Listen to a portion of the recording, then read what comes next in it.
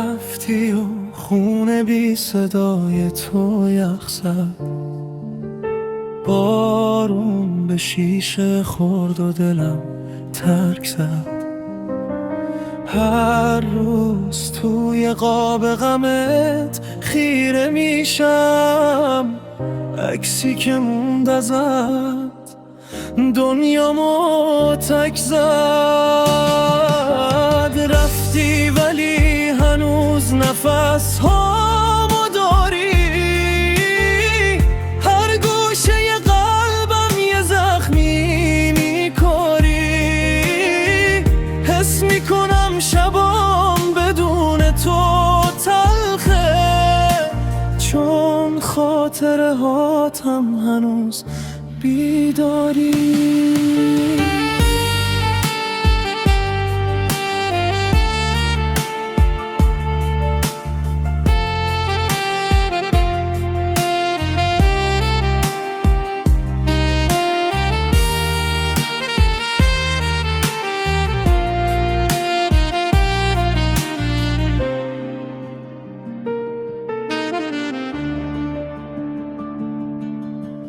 گفتی برمیگردی، دلم روشن موند، اما زمان گذشت و دلم پیرتر شد.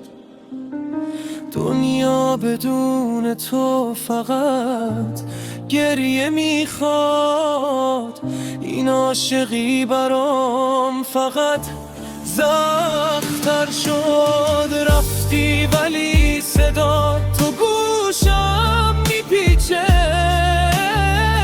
دل از نبودنت هنوز داره میریزه. چرا میدم رو تو چشمات میدیدم، حالا تموم شب بدونت میچینم.